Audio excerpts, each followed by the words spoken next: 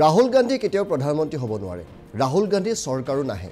অসমতো কংগ্ৰেছ চৰকাৰ নাহে অসমত 50 বছৰলৈ বিজেপি চৰকাৰখনে থাকিব হিমন্ত বিশ্ব শৰ্মা এই ভৱিষ্যতবাণী কৰি কংগ্ৰেছ আৰু ইউডিএফক ভোট নিদিবলৈ আহ্বান জনালে মোদী চৰকাৰৰ দিনতহে ভালদৰে নামাজ পঢ়িব পাৰিব আজান দিব পাৰিব আৰু ঈদ পালন কৰিব পাৰিব বুলি ক'লে হিমন্ত বিশ্ব শৰ্মাই কালি ৰকিবুল হুছেইনে জপিয়াই আছে যে মোক ভোট দিয়ক মই 50টা সিএমক চাই লম আৰে বেটা এটাক চাই লচোন এটাক চাই ল ধুবুৰী সমষ্টিত অগপ প্ৰাৰ্থী জাভেদ ইছলামৰ হৈ প্ৰচাৰ চলাবলৈ গৈ পুঞ্চাতে এই আক্ৰমণ কৰিলে কংগ্ৰেছ প্ৰাৰ্থী ৰকিবুল হুছেইনক ধুবুৰীত বিলাসীপাৰা আৰু গোলোকগঞ্জত নিৰ্বাচনী প্ৰচাৰ চলালে মুখ্যমন্ত্ৰীগৰাকীয়ে 80% অধিক সংখ্যালঘু ভোটাৰ থকা ধুবুৰীত হিমন্ত বিশ্ব শৰ্মাৰ হুংকাৰ ৰাহুল গান্ধী প্ৰধানমন্ত্ৰী হ'ব নোৱাৰে ৰাহুল গান্ধীৰ চৰকাৰো নাহে চৰকাৰ আহিব কেৱল মোদীৰহে মোদীৰ দিনত নামাজ আজান ঈদ সকলো চলে দিল্লীত ৰাহুল গান্ধীৰ চৰকাৰ নাহে আজমলৰো নাহে ৰকিবুলো নাহে দুইটা কি খাই জানো ক'ব নোৱাৰো হয়নে আৰু যি নহওক দুইজনৰে চৰকাৰ কেতিয়াও নাহে চৰকাৰ কাৰ আহিব বিজেপিৰ আহিব এজিপিৰ আহিব চৰকাৰ কাৰ আহিব মোদীৰ আহিব হয়নে আৰু সেই কাৰণে আগতে ভয় খুৱাইছিল যে মোদী আহিলে নামাজ নহব মোদী আহিলে ঈদ নহব কিন্তু সেইবিলাক যে মিছা কথা যেটো আমি সবে গম পালো নে নাই এতিয়াতো প্ৰমাণ হৈ গল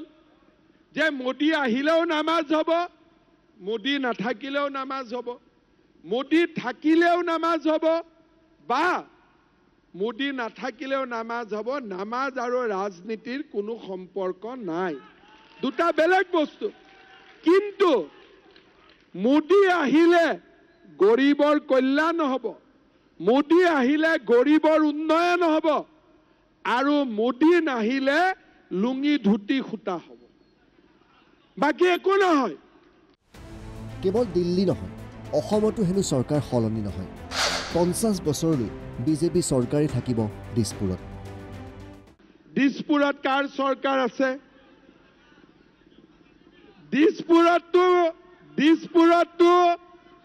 দিছপুৰতো বিজেপি চৰকাৰ আৰু 50 বছৰমান থাকিবই আৰু 50 বছৰমান থাকিবই বদৰুদ্দিন আজমল আৰু ৰকিবুল হুছেইনক আনকি গাখীৰ নিদিয়া গৰুৰ সৈতে তুলনা কৰিলে মুখ্যমন্ত্ৰীগৰাকী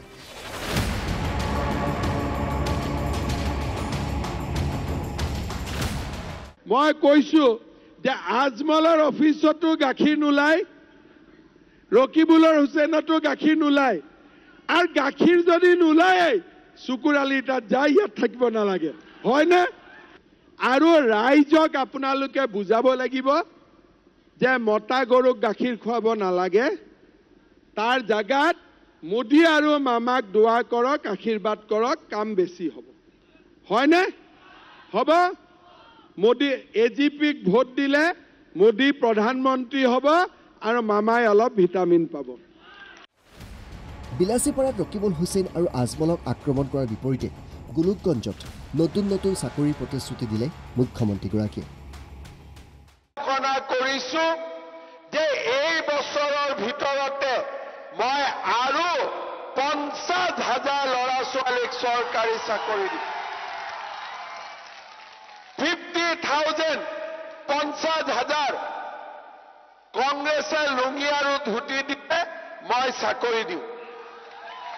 হয়নে এতিয়া July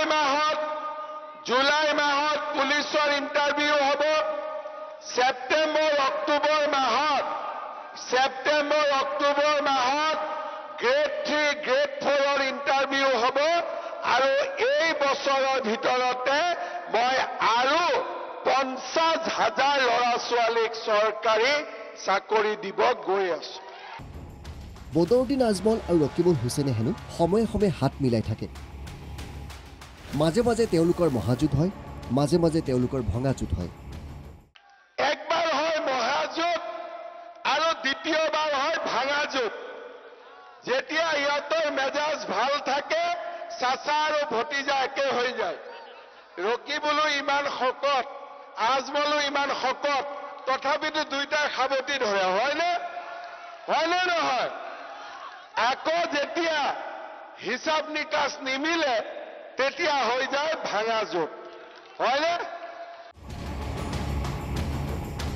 bureau report NB News